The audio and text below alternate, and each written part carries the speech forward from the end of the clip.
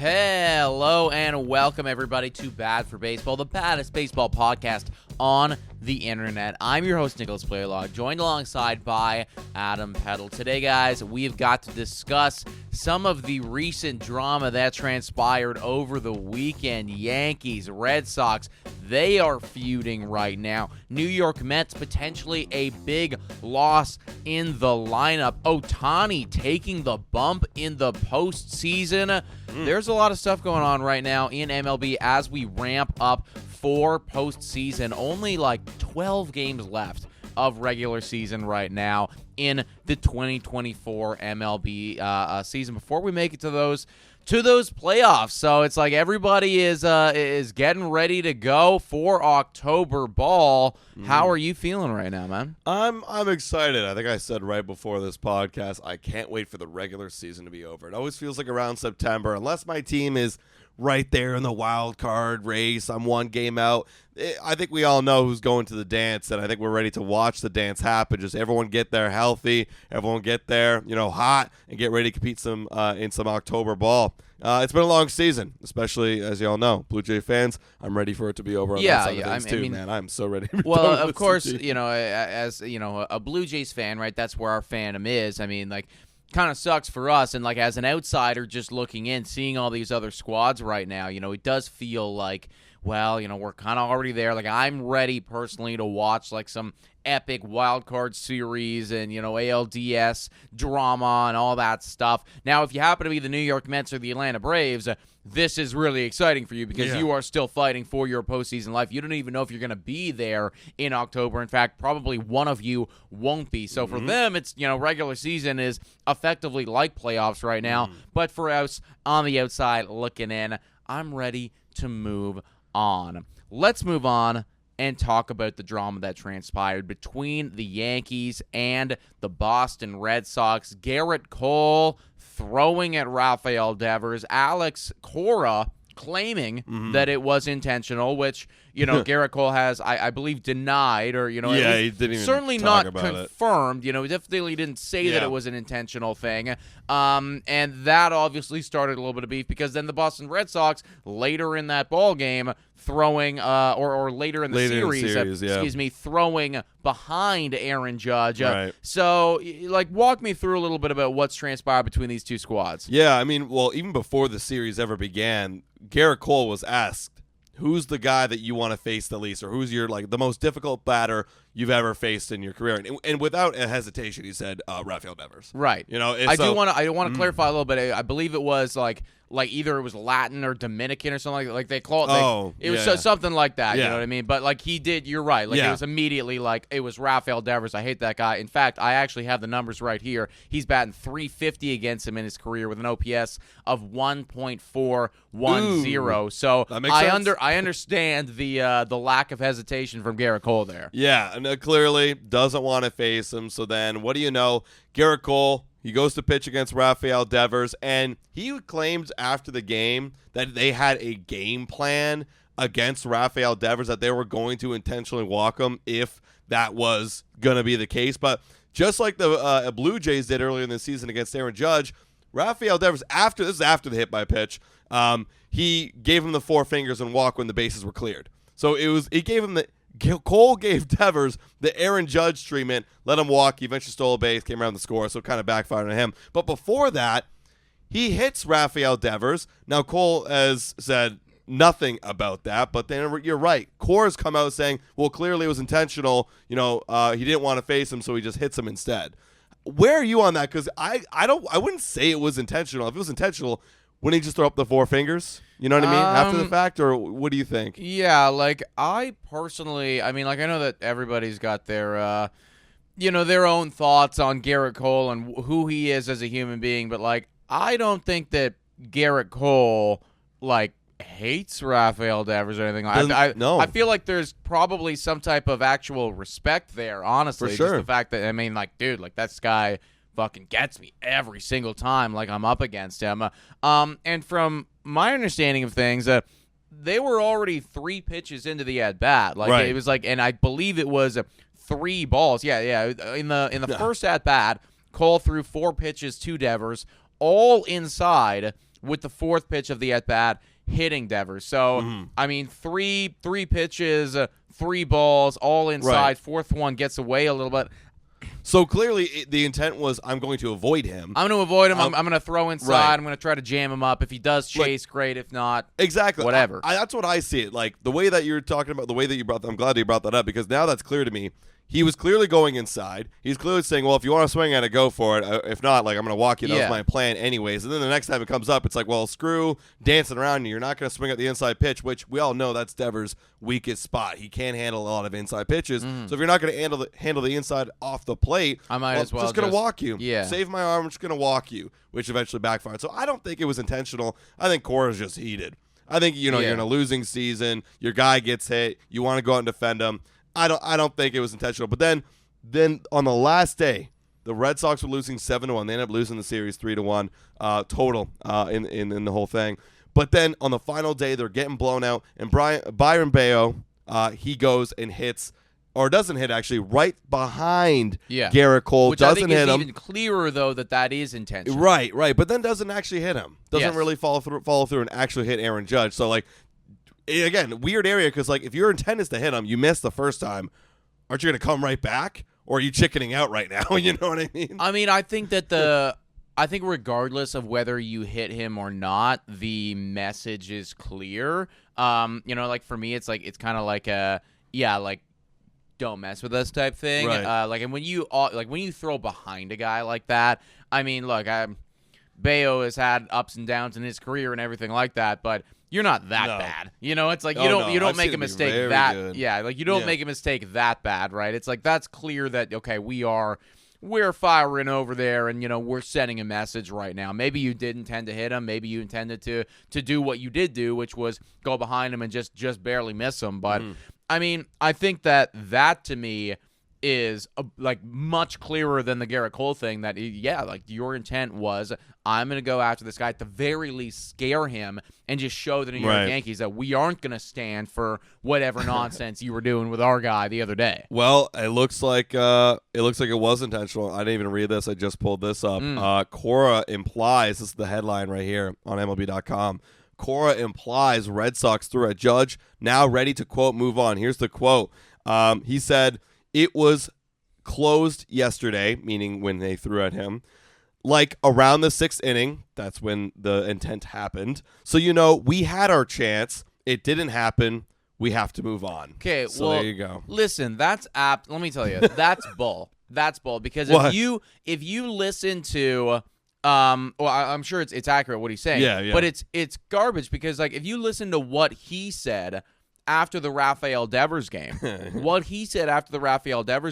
he was very clear, and he brought Aaron Judge up by name, saying that he wants to have the best guys out there, and he was saying that we don't throw at those guys. Right. He was literally saying that, and he was like, and that was his whole argument as to why he was so pissed off that the Yankees would even dare to throw at their best player, Rafael Devers, and they would never do that to Aaron Judge, and they want to have him out there and but now he's got to retaliate because apparently they did, which I don't think they did. Like intentionally is what I'm saying. So I think it was a retaliation. Like he would never start to throw at a player because you didn't want to face him. I think that's what he's talking about right there. But now he's got to retaliate. I mean, but like, okay, well, but it's also stupid because he's just heated, and I think he's just completely wrong to begin about the intention in the first place. Yeah, of course. And if you're gonna, for me, if you're gonna play that whole like I'm on my high horse, and we would never do that, and this is wrong, and blah blah, like it's intentional, and you can't, like, whatever. You can't then follow it up the following day and then do the exact same thing that you just said that you would never do, even if it is in retaliation. You just played your whole card, which is like, this is terrible from the New York Yankees, and then you absolutely do it the next day, and then you don't even deny it either. No. Listen, okay, you know what? Now that we are further delving into this story, I can't believe I'm saying this. I'm Team New York on this one. Alex Cora, you're tripping. I know. So for real, Alex Cora is tripping. And I mean, the Red Sox, man, they're just like all together, like falling apart. I mean, they've been on like a horrible stretch lately. They're at 500 now. They've fallen all the way back. I know. That's crazy, man. The math really did come around for them. Like, yeah. They started it off really good, you know, Yeah. like they were for a while there in that same conversation of New York and Baltimore, and it feels like just as that season kind of wore on and everything like that, a little bit of that magic from the pitching rotation started to dwindle, because for the first like 2 months they had the best pitching staff in baseball by a wide margin. That's not the case anymore. It's, you know, definitely kind of come around, and I think that this is something that we all, well, maybe not all of us. I'm sure there's some Boston Red Sox fans that, you know, thought that they were going to go all the way this year. But I think majority of people that, you know, don't have a deep-rooted bias with the Boston Red Sox thought that they were going to be kind of like a 500 squad this year, you know, chilling around that, you know, 82 kind of wins mark, 81 wins, you know, and that is probably where they're going to finish. That is where they're going to finish, you know, and, I mean, it's a fun, tight race for the bottom of the AL East. You know, you got Blue Jays, Tampa Bay, and Boston all within 3 games of each other. Yeah. Who's going to be the worst? Yeah, I mean, you know, that is kind of neat, too, right? Like, we started this whole thing out, like, the season, right? It was like, well, you know, this is such a elite division because, you know, you got New York and Baltimore, and Tampa Bay's always going to be good, and, you know, Boston is, well, maybe they could take a, you know, a little bit of a step and, you know, be around 500 a bit above, and Toronto, well, of course they're great. Right. And now you're ending up in a spot where it's like, well, actually, you know, like, maybe we over, you know, anticipated or estimated for some of these teams. I think we can dethrone the AL East as being the hardest division, at least for this season. Yeah. Because, I mean, NL East, definitely a lot more tougher with the Atlanta Braves, Mets, and Phillies. And then the West, you've got, the West is the toughest for sure. Dodgers, Padres, Diamondbacks. No, you're not the toughest anymore right now, AL East. You got a bunch of mediocre teams, and then Baltimore, what's going on? Like, let's get back on track, guys. And New York, obviously, is still doing well. Yeah. New York, even though they did get lit up by Boston in that one game that, you know, all of this Rafael Devers stuff did happen, they are still several games up right now on Baltimore with just over 10 games to play. They're at 87 wins. Baltimore is at 84. So still a tight race right there, but, I mean, it is starting to get that much more clear the closer that we get to October baseball. Let's move on, folks, and talk about Shohei Ohtani and the LA Dodgers. A lot of people's World Series picks walking into this season, still probably a ton of people's World Series picks, and you know you have a right to do so. They got 88 wins right now. That is the second most in baseball, trailing behind the Philadelphia Phillies.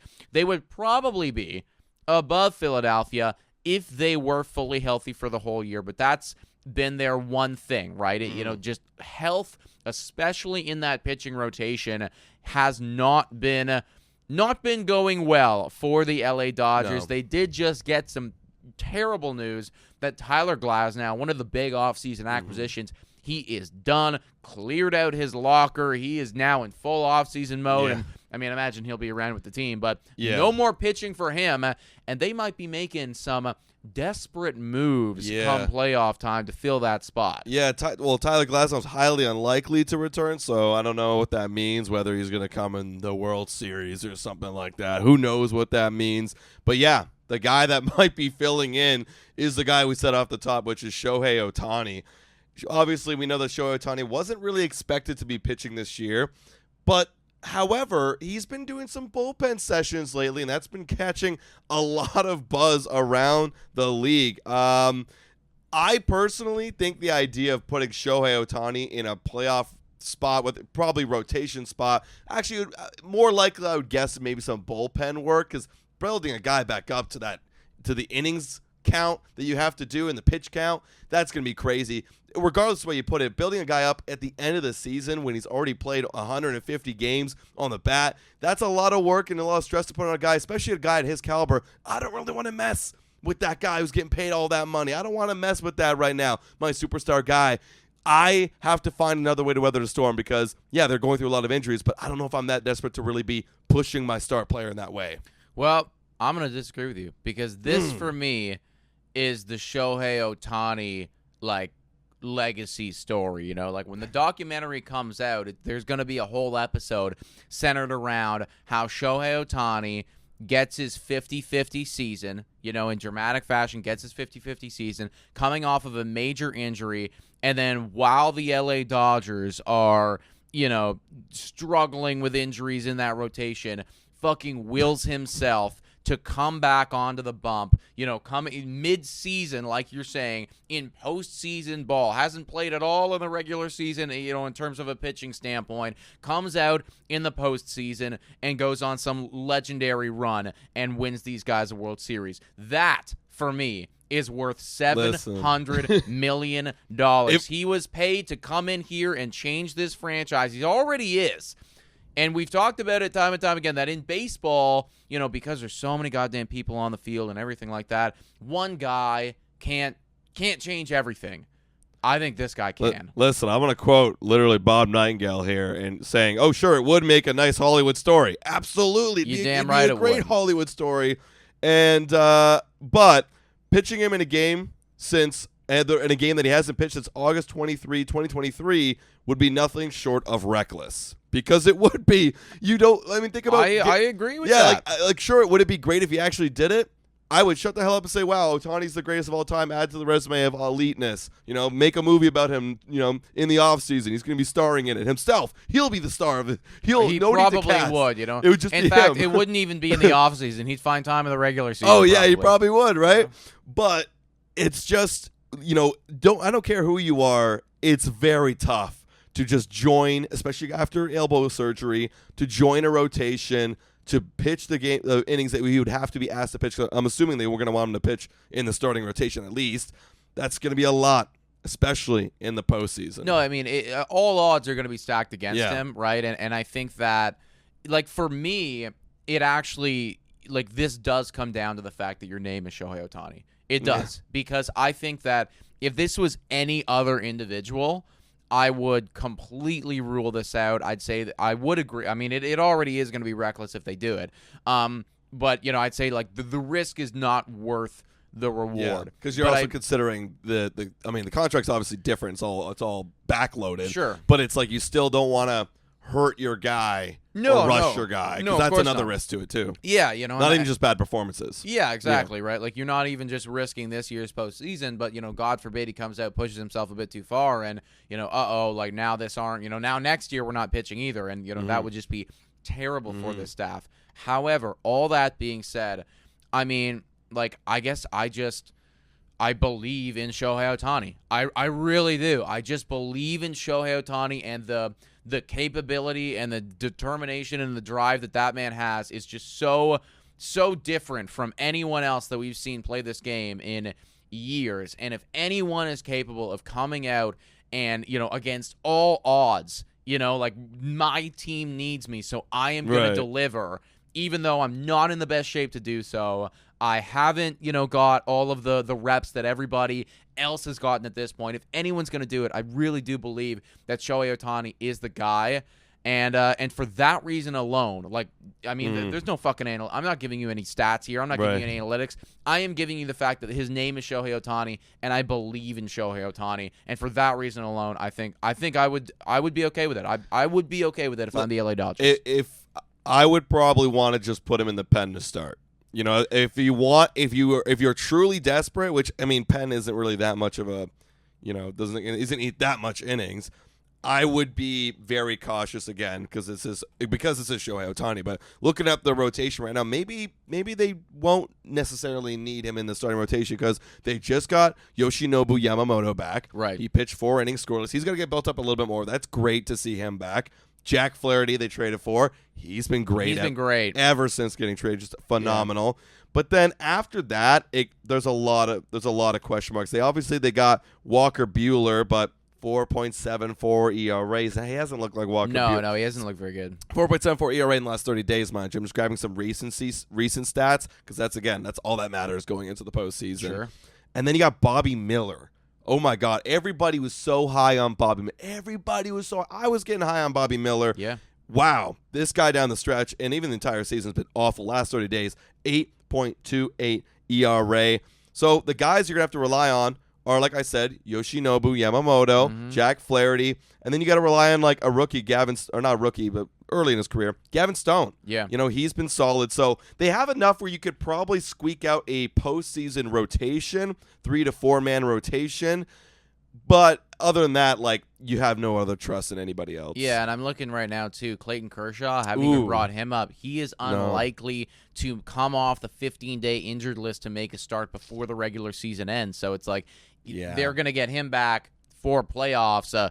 Not that he's been very, very good this year or in the playoffs in his career. That's always been a thing with Clayton Kershaw. He's struggled heavily in the playoffs, and now you're going to bring this guy off the IL, and, what do you do with him, right? So, no, there is a lot of question marks right now surrounding, this rotation as a whole, and I mean, I'm sure the LA Dodgers do not want to be in a position where they're even considering Shohei Ohtani coming out, but I would argue that if they are, if these guys who, let's face it, the LA Dodgers organization knows a thing or two about baseball. Right. If they're at the place where they are actually willing to risk this contract and to put the ball in Shohei Ohtani's hands, that tells me a little something about some of these other players that they're thinking about trotting out. It's got to be fucking bad if we're at the place right now where we're seriously thinking Shohei Ohtani might be the guy. Bro, I just actually looked it up too. Gavin Stone isn't even. He just went to the IL 7 days ago. So he's on 15-day IL. Could be back soon. You know what I was just thinking? Maybe they should have their fourth if they ever get to the ALCS where they got a 7-game series. Just have Game 4 be the injured pitchers. You got Kershaw, you got Ohtani, you got Gavin Stone. Everyone gets 2 innings. Yeah, we're just gonna try and make our way best, to the 6th. Boys. Do your best. We get one time through the lineup all the way through. That's not that bad of a strat. Well, I mean, it's gonna have to be a little bit of finagling, right? Like that. They're gonna have to play a little bit of Tampa Bay Rays baseball. For a team that spent so much money, it's they're depleted right there in the pitching rotation. So yeah, this is gonna be a tough one for them to navigate. I personally would love to see Shohei Ohtani come out, whip that ball in the playoffs, have himself a Hollywood moment. Would it be reckless? Yes, but if anyone's capable of doing it, it is Mr. Shohei Ohtani. Yeah, it would be wild. I'm ready for the story. I mean, also, we didn't even bring this up, but he's still on 47-48. Still 47-48. 12 games to go, I imagine, right now for the LA Dodgers. Starting to get up there with the home runs, three home runs, 12 games. I mean, I don't know what I think that is still on pace for him. I think he's still on pace right there. But, I mean, we also saw very recently Aaron Judge went on a really long 16-game homerless stretch. Yeah, which never happens for Aaron Judge, right? Mm-hmm. That's something that never goes down for him. Bryce Harper, I don't even know if he has homered yet in a while. Yeah. It's been a minute. We're seeing some of these star players right now go on some long droughts. So, I mean, I know Shohei Ohtani is effectively automatic, but, it is tough to hit home runs day in and day out. So I really do hope that he makes it there, though, because, again, can you imagine? 50-50, comes out, pitches in the playoffs. Even if he fucking sucks, it's it's still crazy that you would be here, Actually, going back to the actual Hollywood story, I'd want to see a movie on that. That's what I'm saying. The next Moneyball, but Ohtani ball. Yes. You know what I mean? That's the type of thing where I don't even know if we'd ever seen anything like that in baseball where it is so dramatic that one guy actually did will your team to victory. Yeah, and in that movie, right? I think you got to start from the moment where you're bringing him over, and it's going to change. He's going to change your franchise, and then we go through the whole season. We start with the plane scene, right? LA's we got to get him. Yeah, he'll change.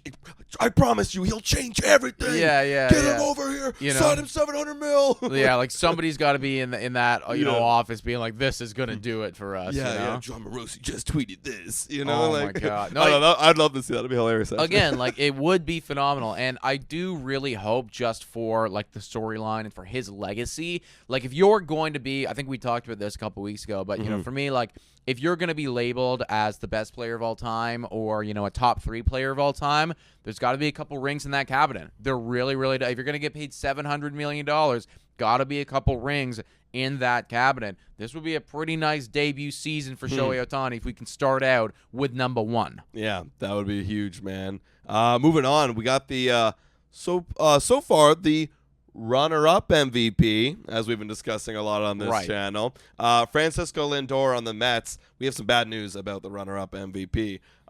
He actually suffered an injury in this series over the weekend, and eventually they lost that game. He had to leave in the second inning. After his base hit in the first, he kind of was like moving his elbow a little bit, felt a little weird, and then in the second, he had a throw, very un-Lindor characteristic like.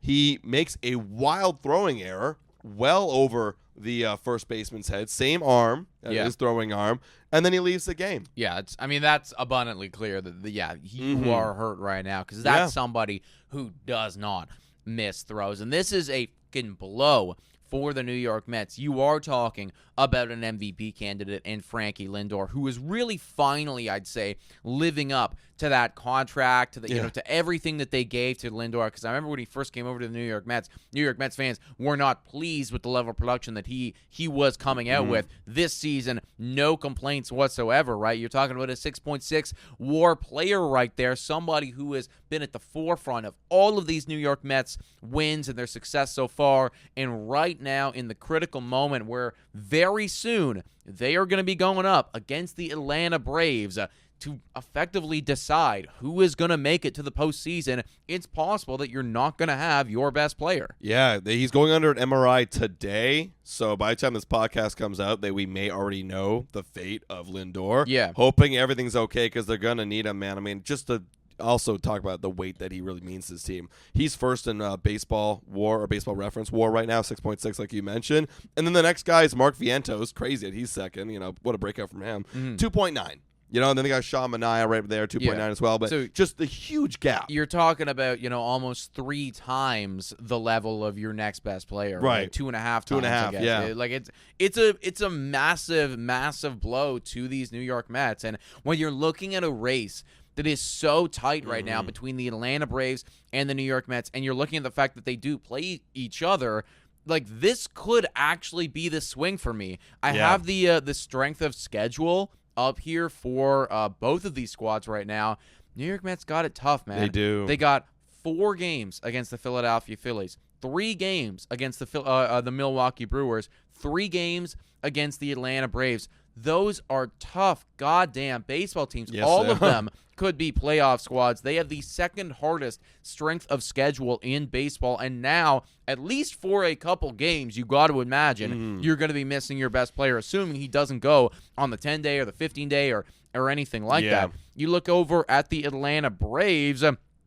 Where even are they? Oh wow, they got it much easier, man. Much easier. They had the 21st ranked strength of schedule right there. So they got a couple games against the Marlins and the Cincinnati Reds. Those are easy W's. They do have 1 against the LA Dodgers, a couple against the Royals, and a couple against the New York Mets. So, I mean, they got a couple tough ones in there, but also, like, Miami's a walkover. Cincinnati, at this point, should be packing their bags for whatever cruises and or vacations they're going to be going on. So, honestly, for me, like, this injury kind of changes things. It absolutely does. I mean, last week I was saying Mets all the way. They got the hot momentum. But when you take a microscope and you really look at these next 2 weeks, it is very clear. I mean, like that Cincinnati series, the Marlins series, that's this week for the Atlanta Braves. If they could go into the New York series hot, and it's all about whoever's getting hot, facing bad teams could start to get a team cooking, get a team rolling, getting some confidence, especially if you walk into that series against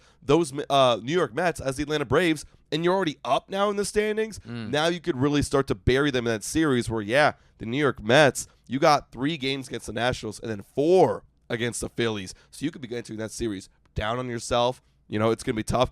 The Mets, they gotta take care of business at Washington. They're at home right now. They got to absolutely take care of business in Washington. They got to win games when they can because it's going to be tough because that's going to be a big swing series next week. For me, I'm looking at the pitchers. Like, I really think that the New York Mets, once they got cooking, it was these pitchers really turning a corner. You do look at Severino, you do look at Manaea, and you look at, David Peterson, right? Like, it's now, I mean, you have been shining, but now, especially with Frankie Lindor out, like, effectively your best offensive output player right there, it is your time to carry this team if you want to have any hope right now weathering this storm and making it to the postseason, beating out those Atlanta Braves. Yeah, and the thing is, the Braves too are also cooking in with their pitching staff, because like Mets are 4th in ERA in the last I believe it's 30 days, and then the Braves are 3rd, and they've got wow, I was not aware of that. Yeah, they're doing really good. Obviously, they've got Chris Sale, the Cy Young. Last 30 days, he has a 1.13 ERA. You know, hats off to Chris Sale. Yeah. I felt this exact same way about Gerrit Cole prior to him winning his Cy Young. Right. But, you know, like there's a couple guys out there that you look at and you're like, you are like, just the body of work that you've done deserves you to win this award at least one time. Right. Gerrit Cole was that guy for a long time. He does have it now. Chris Sale, I think you can make that same argument where you were just so good for so long. You know, Cy Young 2, Cy Young 3, Cy Young 4, whatever. Now, you know what? You're going to get one on the mantle, and you deserve it, man. You deserve it. Yeah, and you know what? And he's not the only one that's pitching out of his ass right now. Charlie Morton, 2.62 ERA. That guy last just 30. won't fucking He won't give go. up, dude. He won't go. How old is Charlie? He's got to be like he's 40 closing in or on so, 40. man. Like, He's 40. He's 40. He is 40 years old. Wow. You know what? Charlie Morton, dude, this guy, he's not going to go to the Hall of Fame. He's not going to do anything like that. But over the course of 17 years, he has just been a solid pitcher. 4 ERA. Yeah. Like, you know what I mean? And even in, like, since he's 33, like, I look at some of these, you know, like 33 onwards, you could argue that he was even better than his first half of his career. Like, the last decade was even better than the first decade for Charlie Morton, which is kind of wild to say, man. Like, this is just somebody that just refuses to hang him up. And, I mean, like, shout out to you, dude. He's got 2 World Series to his name. Dude, it's so funny. When he was with Tampa Bay, I remember at the end there, he's like, well, I think I'm going to retire next season. And that was like 5 seasons ago. Yeah. I remember that too? I do. I remember kind of like making that as one of my arguments for why, you know, the team that he was on at that point was going to struggle, because I was like, well, he's kind of checking out and he's still here. And, you know, he's 40 years old, but he's going to be turning 41 this year. Yeah. In like, that's crazy. 50 days. That's crazy. So, like, this guy is almost 41 years old and is going to be playing maybe postseason baseball in a couple weeks. It's like the Braves are good at revitalizing players. Like, they just have that. They just have that ability, you know, especially on the pitcher side. I mean, I also do think, like, Charlie Morton, like, yes, the Braves are phenomenal at that, but, like, I don't want to take anything away from this guy either. Like, I think he's just a machine. I know. He's just a machine. Hey, but there, you know, and so is Chris Sale, right? Both of them, yeah. He's firing on all cylinders, and he also got Max Fried. He's popping off to 81 ERA in the last 30 days as well. Free agent as well. Free agent. You know, that is going to be an exciting one. I feel like we don't hear that much about Max Fried.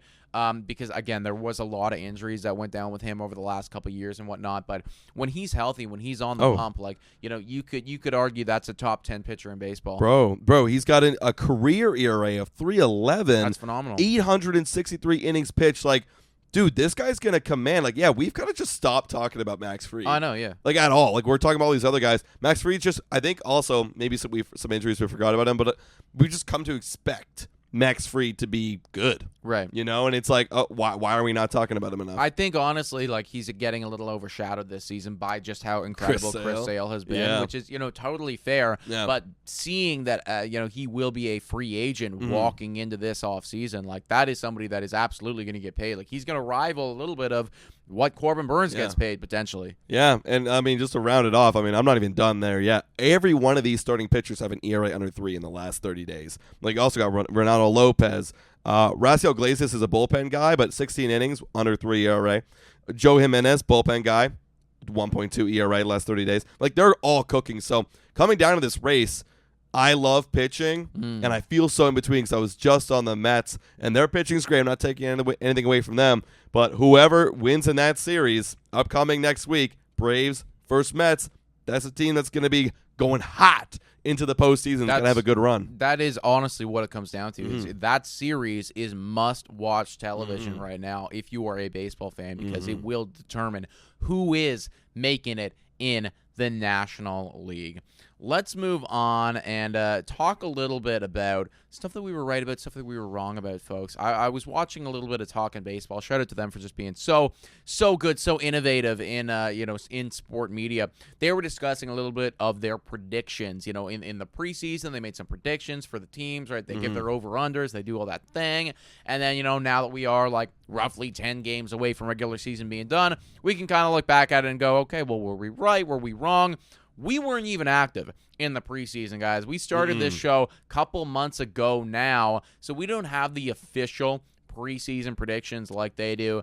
But we were obviously talking about what was going on in the MLB, so we got a couple things that we're right about, a couple things that we are wrong about. Let's start about something that you nailed this year. That, you were saying it. Maybe not everybody was on that train, but it's like you were there and you were like, I believe in it. Here's why, and it actually happened. Yeah, you know what? I'm going to start with this one, which I think is a little bit less obvious. I said I thought the Mariners were going to miss playoffs, and I thought they were going to be pretty bad.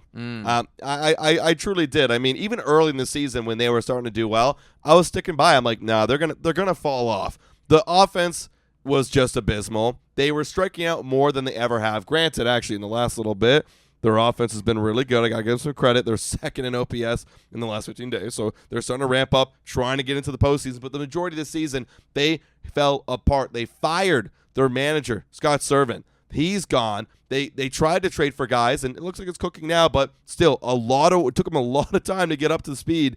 And while the pitching was amazing, it's like you were asking so much from your pitching staff to be great all season that if anything were to go wrong, you're going to lose ball games left, right, and center. And that's exactly what happened, and they blew the lead. They're 77-73 right now, a total record, and they're right outside of a wild card, but I'm still sticking with it. They're going to miss playoffs because they're right now 2.5 games out behind the Minnesota Twins. I think I was right about that. Yeah. I mean, I wouldn't say that they're terrible, No. but I think that, at this point, again, like maybe they go on some crazy search or something like that, but I do feel pretty confident that, Detroit and or Minnesota is going to be able to hold those guys off and that they are going to miss postseason, which is, pretty sad for Seattle because like when you have a pitching that is as good as they've had for, year in and year out, you got to do more than what you're currently doing. I know that they fired their manager, and they fired their offensive or their hitting coach too. So they what? Tried. Like you're making the right moves. Yeah. I do really believe like they are active and they're not sitting idly by, which I can appreciate because again, as Toronto Blue Jays fans, we watch as our team, does the same fucking thing over and over and over again, So right? dumb. At least these guys are actively trying to make the change. They see the writing on the wall and they are trying to do it. So I still have hope for the Seattle Mariners in the future. You make some strong moves in the offseason, like a Rosarina, for instance. He's actually been, panning out decently. I think he just got 20 home runs, 20 stolen bases, all that. So, like, shout out to him. But you know what? This might not be the year. And a big thing, and he's starting to come around slowly, but Julio Rodriguez has to be your superstar. I mean, that's been rough. Same thing with the Toronto Blue Jays. Like, you need that superstar. Good. Thank God Vladdy is just popping off, and he's exactly what we were hoping he would be. But, yeah, Julio Rodriguez with an OPS, it's 109 plus, but his total OPS number is 711. Yeah, that's not a superstar. Not enough for like who we thought you think were. You're gonna be, and you have to be that. Yeah, you're supposed to be the core of the team. Like you can't just keep bringing in all these guys, and then you need a rock solid guy. Yeah, you need someone to carry the line. No, I think if you're Seattle, the game plan is very simple, right? We did fire our offensive guys. We fired our manager. This offseason is about bringing in a new mentality, new mindset, and then getting all your boys, Julio Rodriguez and Randy and everything like that, under the same roof, and just really going after it in the offseason. Hopefully whoever you bring in, kind of comes up with whether it be a new training regimen or just new mentality at the dish or whatnot, to get these guys where they need to go, because clearly it has not been working over there. I'll give you something that I was right about. And you know what? This is almost like, kind of like a broken clock is right twice a day type thing, because I say this fucking every year. I think I know. I say it every year. But you know what? I was right about it this time, folks. The Tampa Bay Rays, they're not good at baseball. And I said that they weren't going to be good at baseball. Everybody's like, Nick, They're always good. Mhm. They make magic happen. And I went, you know what?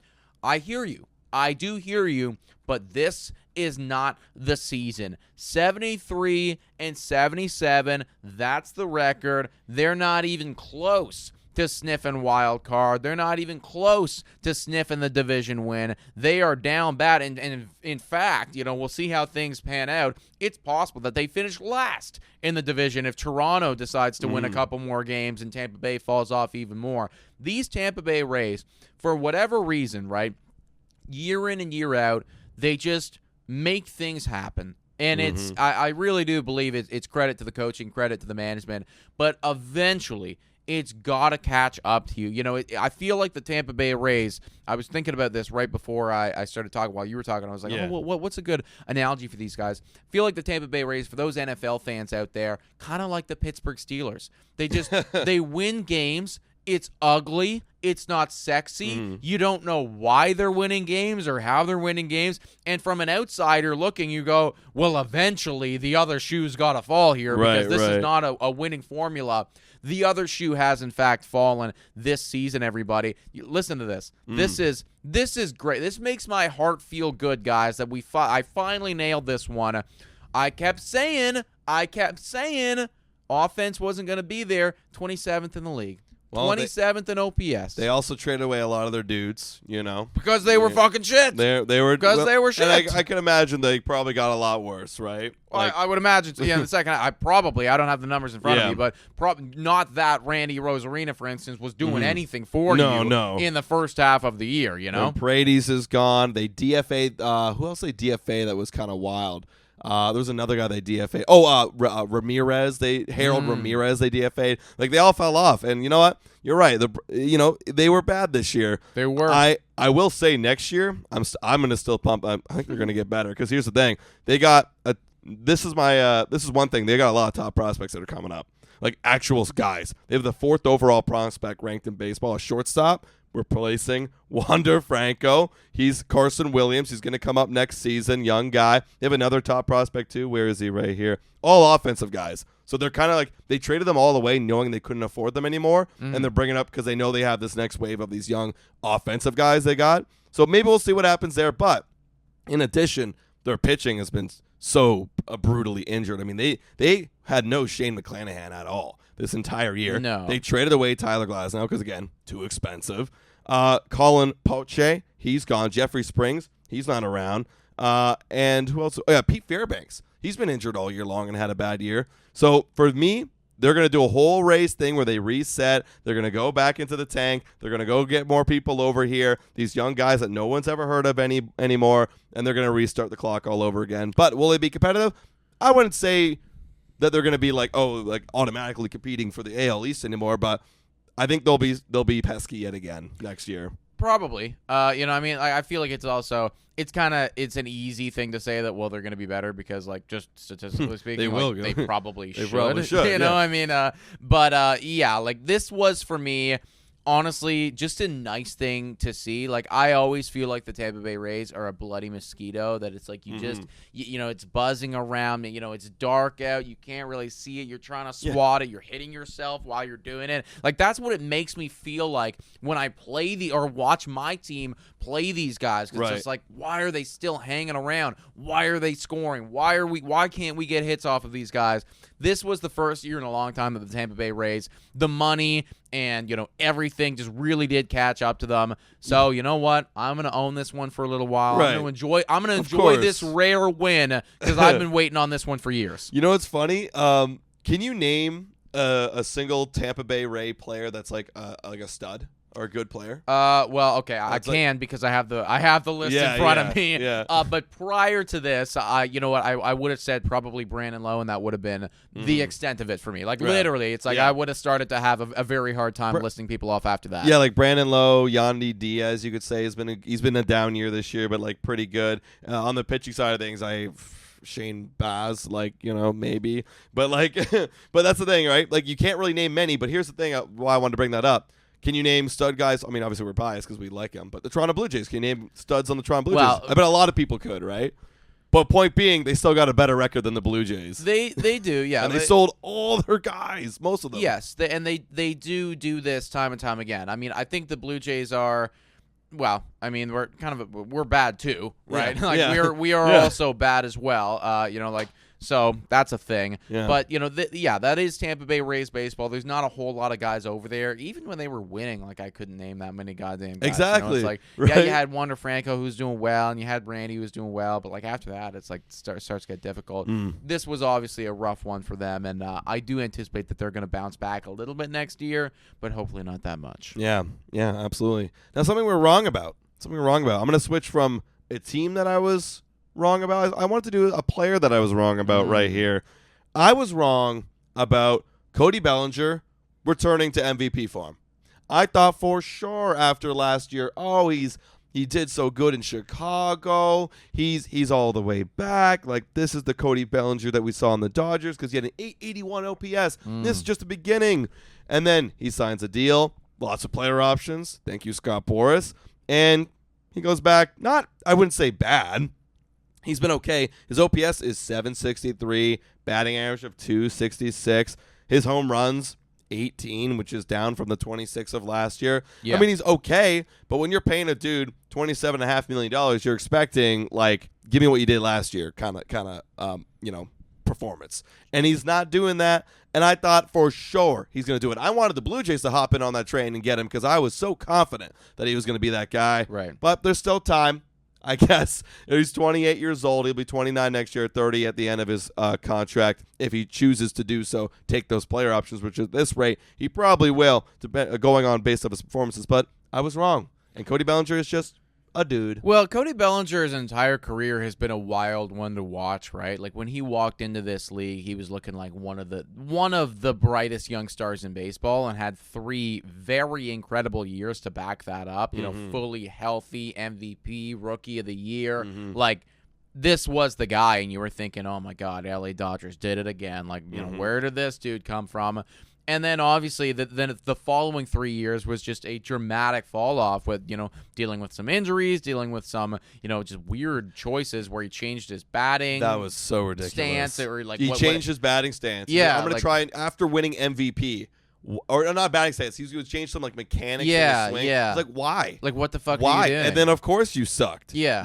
No shit. No, it didn't make any. Yeah, like when he came out and he said that. Like again, we're talking about the literal MVP right here, being like, yeah, you know, I think I'm going to change some things up. It's like, dude, you hit 47 bombs last year. Yeah, why would you do that? I think you're fine, man. Like I think maybe keep it the same because it is doing very good. And then he goes to Chicago and gets himself a nice year and then gets paid. And now it's like, well, we're kind of going back to the career numbers a little bit less than that. But yeah, Cody Bellinger just is a wild baseball reference page to look at. You know, like when you look at that guy, you're like, what is going on here? I have no idea what I'm going to get. Like when we're talking about a high ceiling and a low floor, I would argue that there might not be anybody that's got more of a difference than Cody Bellinger in the entire MLB. Yeah, right now. The only guy that came to my mind was on the pitching side of things, thinking about Alec Manoah. It's like, how did this guy go from Cy Young 3 to like, where the hell are you now? Right. You know?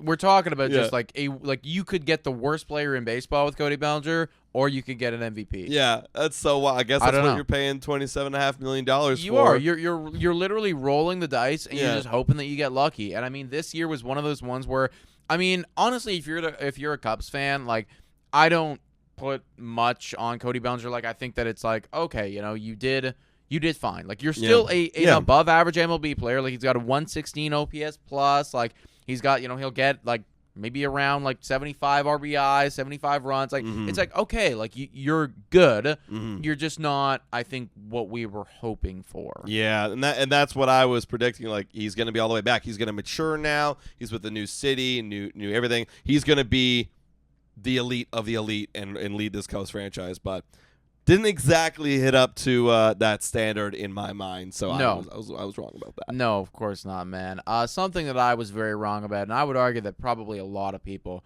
were wrong about this. I'm gonna give it to the kind of give the flowers, tip the cap to the Kansas City Royals, specifically pitching staff. Oh yeah. I never in my days would have predicted what we saw from these guys, but let me read this off to you.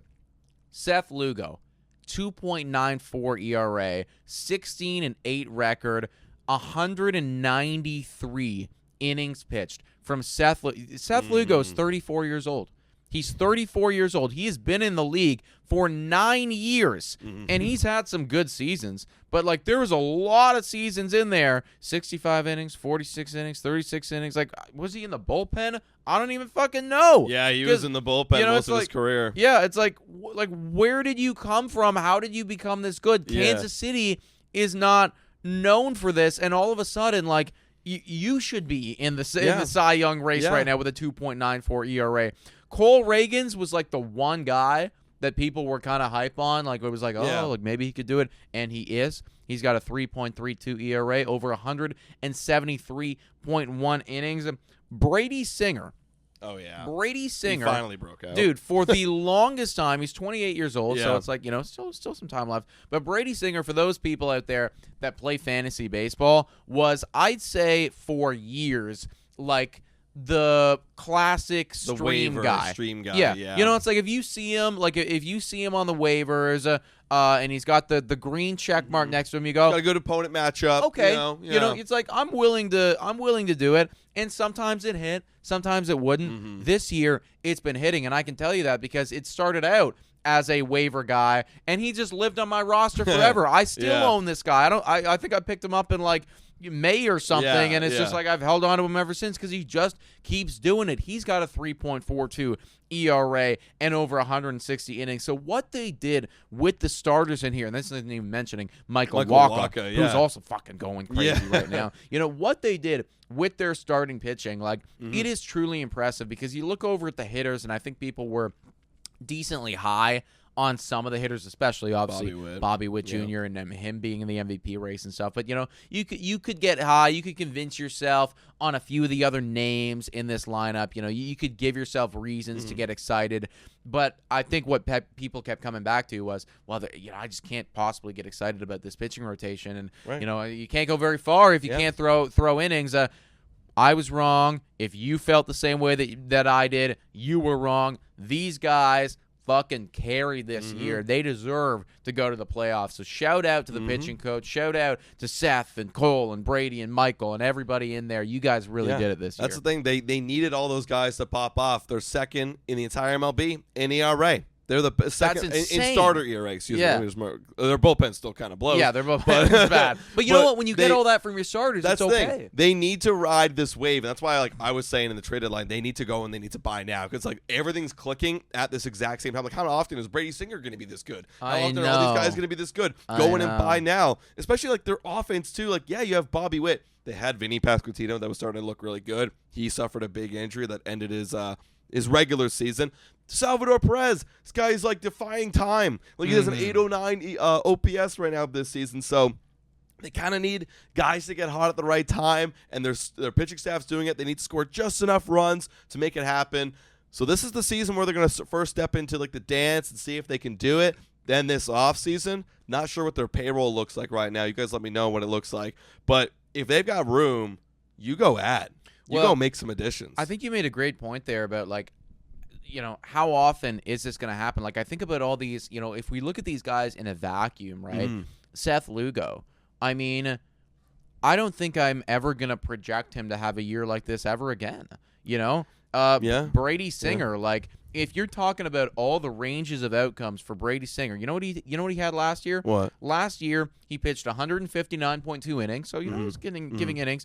He had a 5.52 ERA. Ugh. Yeah, what happened? It's they changed their pitching coach? I would legitimately never project for him to do again how well he is performing right now because he is doing it, Michael Wacha. I'm never gonna walk into next year and be like, yep, Michael Wacha, low 3 ERA, close to 200 innings, lock it in. Right. I'm never gonna do that, So the fact that you are getting all of this in one season, you're right. You have to capitalize. You had to go in, and they didn't really go too too far in at the trade deadline. No, they didn't. I really wanted them to have a big thing, big deadline, but they didn't. But maybe they were just saying, hey, let's test the waters, let's see what our guys can do, and let's go see if we can win. I feel like this squad, just based on how good the starting pitchers have been, is one of those sneaky ones in the American League, right? Like, the bullpen is going to cause you problems. It is going to cause you problems, but if you can get the performances from your starters that you've gotten all season long, like if you're getting 6 innings every time, and Bobby Witt and Salvi Perez and some of those other hitters in there are doing what they've been doing throughout the whole season, like, you might be able to give your bullpen just enough of a buffer to hold the lead and to win you a series in the postseason. You know, like, that's got to be the strategy. If your starter can go 6 and 7 every other game, I mean, like, it's just gonna be hard to deal with these guys. You might have a chance, guys. So this will be fun. 2 more weeks, and we'll find out in the dance whether the Kansas City Royals are going to be it or not. But, guys, that is the end of this episode for Bad for Baseball, number 20 on the young, the young career of the Bad for Baseball channel. So, guys, if you've been supporting it so far, make sure to hit that like button, subscribe to our YouTube channel, check us out on our Instagram and our Twitter as well, and stay up to date with the latest baseball and Bad for Baseball content. Thank you so much for watching, everybody. We will catch you next time. Cheers.